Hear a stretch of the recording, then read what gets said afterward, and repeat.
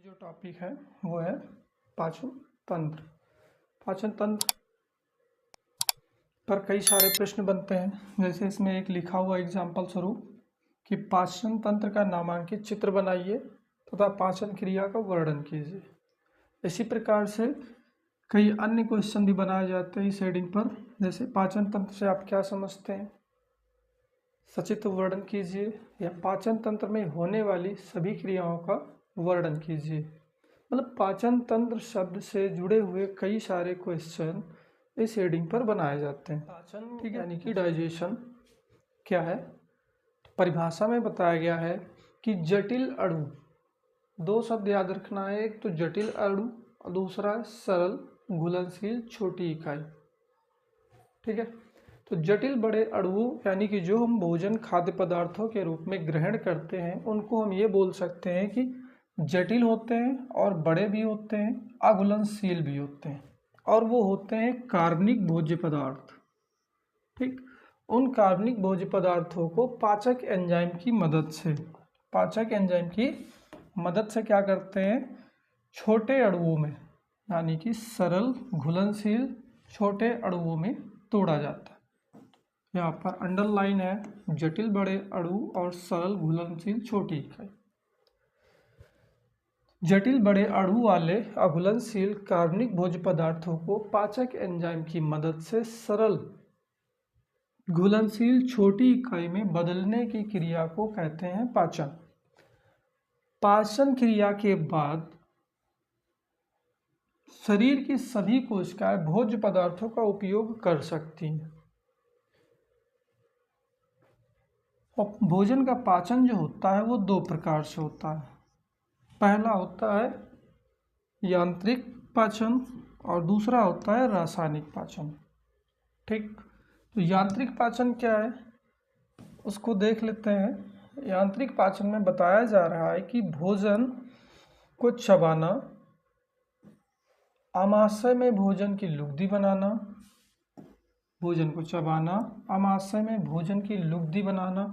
लुगदी बनाने का मतलब ये होता है CHYME, इसको कहते हैं कायम।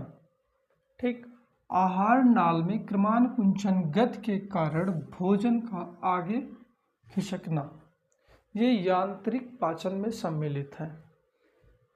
भोजन का चबा रहे हैं, यांत्रिक पाचन। आमाशय में भोजन को लुगदी बनाया जा रहा है, यांत्रिक पाचन। आहार नाल में क्रमानुकुंचन गति के कारण भोजन जब आगे खिसकता है यानी आमाशय तक पहुंचता है तो इस प्रक्रिया को कहते हैं क्रमानुकुंचन।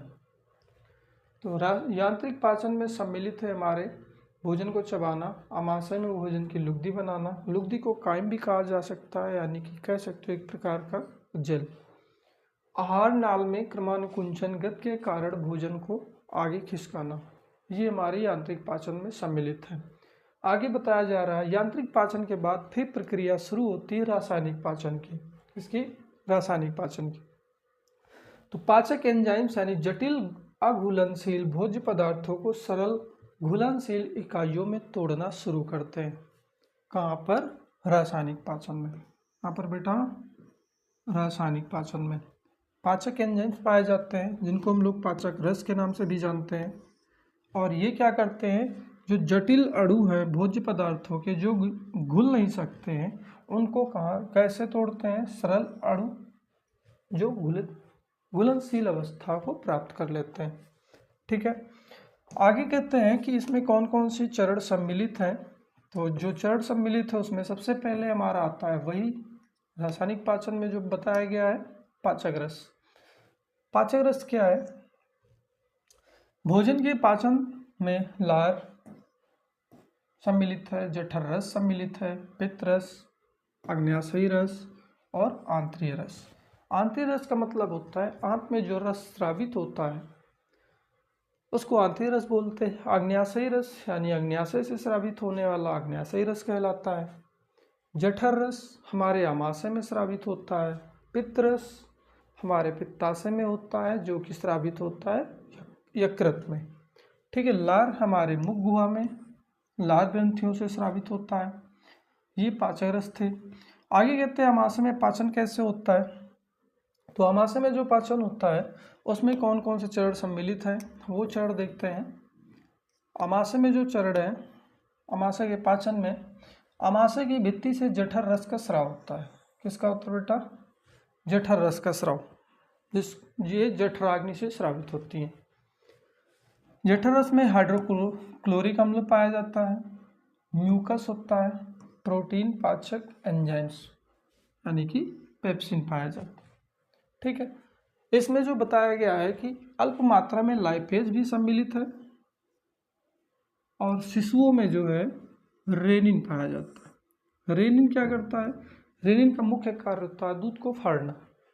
ठीक है, अब जो आमाशय में स्रावित होने वाले रस है उसमें सबसे पहले हमारा HCl है, जो कि असक्रिय पेप्सिनोजन को सक्रिय पेप्सिन में बदलने का कार्य करता है। असक्रिय अवस्था में जो पेप्सिनोजन होता है उसको किस में बदलता है? पेप्सिन में। पेप्सिन आमाशय का प्रमुख एंजाइम है। पेप्सिन क्या है? आमाशय का प्रमुख एंजाइम जो जटिल प्रोटीन अणुओं को सरल पेप्टाइड में बदल देता है। पे से पेप्सिन और पे से पेप्टाइड। तो पेप्सिन जो है आमाशय का प्रमुख स्रावित होने वाला पाचन क्रिया में सम्मिलित होने वाला एंजाइम है जो जटिल प्रोटीन अणुओं को सरल पेप्टाइड में बदलता है। आमाशय की भित्ति की मंथन गति से भोजन एक लुगदी के रूप में आ जाता है। किसके रूप में आ जाता है बेटा? लुगदी के रूप में, यानी कि जेल कह सकते हो, वही जो कायम कहलाया। भित्ति की मंथन गति से भोजन एक लुगदी के रूप में बदल जाता है। और जैसे कि हमारे नीचे यहाँ पे चित्र में दिखाया गया है इसमें कौन कौन से अंग सम्मिलित होते हैं, तो हम चित्र देख लेते हैं 1 मिनट में। इसमें दिया गया है हमारे सारे अंगों को दर्शाया गया है। जैसे इसमें ये मुख गुहा हमारा है और मुख गुहा से जब भोजन चबा करके उसको छोटी आंत यानी कि चबाने के बाद उसको हम आहार नाल के माध्यम से क्या करते हैं? ग्रहण करते हैं। तो यहाँ पर होती है क्रमानुकुंचन गति, यहाँ पर भी होती है। और भोजन जब आगे खिसक करके आमाशय में पहुँचता है, ठीक, आमाशय में इसकी लुगदी बनाई जाती है यानी जेल के रूप में तैयार किया जाता है। और फिर भोजन के माध्यम के अनुसार इसमें जो है पाचक एंजाइम्स मिलाए जाते हैं। ये हमारी जो है ग्रहणी है जो सी आकार की कहलाती है, तो क्या कहते हैं? ग्रहणी कहते हैं ये। ठीक है, और ग्रहणी से लगी होती है हमारी ये अग्न्याशय। क्या लगी होती है? अग्न्याशय। अग्न्याशय को इंग्लिश में पैनक्रियास कहते हैं। ठीक है, ये हमारा यकृत है और इसी के पास लगा होता है गॉल ब्लैडर जिसको कहते हैं पित्ताशय। ये आमाशय है। ठीक है, अब जब भोजन हमारा ग्रहणी से होकर के छोटी आंत में जाता है, आ जाता है छोटी आंत। छोटी आंत में इसका जो पाचन किया गया है यानी कि जो जटिल अणुओं से सरल अणुओं में बदला गया है उसको क्या किया जाता है? अवशोषण किया जाता है। ये अवशोषण प्रक्रिया जो है हमारी कहाँ होती है? छोटी आंत में। कहाँ होती है बेटा? छोटी आंत में। ठीक है, जिसको हम लोग क्षुद्रांत के नाम से भी जानते हैं। बड़ी आंत को थोड़ा सा 2 नाम दिए गए। ये हमारी चारों तरफ जो लगी हुई है बड़ी आंत है, इसको कहते हैं बड़ी आंत अर्थात बृहदांत। छोटी आंत और बड़ी आंत के बीच में जुड़ने के साथ एक छोटी सी संरचना बनती है जिसको बोला जाता है क्रम रूप प्रशेषिका यानी कि अपेंडिक्स। ठीक है, और बड़ी आंत जो एंड पॉइंट होता है वो होता है रेक्टम यानी कि मलाशय। ठीक, ये हमारे जो सम्मिलित थे पाचन क्रिया में भाग देने वाले तंत्र। अब आती है बात यकृत की पाचन में उपयोगिता क्या है? यकृत की पाचन में उपयोगिता क्या है यानी कि क्या महत्वपूर्ण भूमिका निभाता है? तो यकृत कोशिकाओं से पित्तरस स्रावित होता है, ये पहली वीडियो में बताया गया बेटा। ये ग्रहणी में पहुंचकर पाचन निम्न प्रकार से पाचन में निम्न प्रकार से सहायक होता है। पहला पॉइंट इसमें दिया गया है, ये भोजन के माध्यम के एंजाइम की क्रियाशीलता हेतु क्षारीय बनाता है। क्रियाशीलता हेतु मतलब पाचक एंजाइम जो है उस भोजन पर अपना प्रभाव डाल सकें, यानी कि हमारा जो है पित्त रस क्या करता है, उत्प्रेरक का कार्य करता है।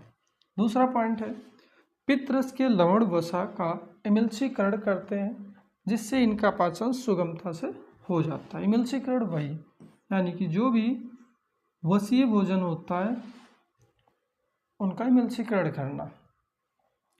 दूसरी बात है कि अग्न्याशयी रस पाचन क्रिया में क्या भूमिका है। तो अग्न्याशयी रस क्या करता है, ये पूर्ण पाचक रस होता है, यह ग्रहणी में पहुंचकर भोजन का पाचन करता है, जिसमें सम्मिलित है हमारे पहले पॉइंट में क्या हुआ है, ट्रिप्सिन दिया हुआ है, और दूसरा है अग्न्याशयी माइलेज। ट्रिप्सिन कहाँ पर महत्वपूर्ण भूमिका निभाता है, तो सभी अग्न्याशयी एंजाइम क्षारीय होते हैं, पीएच में कार्य करते हैं, और ये प्रोटीन पाचक एंजाइम प्रोटीन को पेप्टोन और पेप्टाइड में बदल देते हैं। अग्न्याशयी लाइपेज ये वसा का पाचन करने वाला प्रमुख एंजाइम माना जाता है, जिसको हम लोग लाइपेज के नाम से जानते हैं। ये इमल्सीकृत वसा पर क्रिया कर उसे वसीय अम्ल में बदल देता है और ग्लिसरॉल में बदल देता है। ठीक, अग्न्याशयी एमाइलेज क्या है, तो ये स्टार्च पर क्रिया करके उसे माल्टोज शर्करा में बदल देता है। किसमें बदलता है बेटा, माल्टोज शर्करा में। ठीक है, उसके बाद अब बात आती है कि आत्मपाचन किस प्रकार होता है। तो आत्मपाचन जो है छोटी आंत की भित्ति की कोशिकाएं आंत रस का श्रावण करती है, यानी कि स्राव करती है, स्रावित करती है। इस रस को सक्स एंटेरिकस कहा जाता है। जो रस स्रावित करती है उसको क्या कहते हैं, सक्स एंटेरिकस। इसमें अनेक प्रकार के एंजाइम पाए जाते हैं। आंतरिक रस के प्रोटीन पाचक एंजाइम पेप्टाइड्स को एमिनो अम्लों में बदल देते हैं। आंतरिक रस यानी कि लाइपेज वसा को वसीय अम्ल और ग्लिसरॉल में बदल देता है। इसके कार्बोहाइड्रेट्स पाचक एंजाइम डाइसैकेराइड्स माल्टोज को ग्लूकोज, सुक्रोज को ग्लूकोज, फ्रक्टोज में बदल देते हैं। सुक्रोज को ग्लूकोज और फ्रक्टोज में बदल देते हैं। इस प्रकार छोटी आंत में सभी जटिल घटकों का पाचन पूरी तरीके से संपन्न हो जाता है।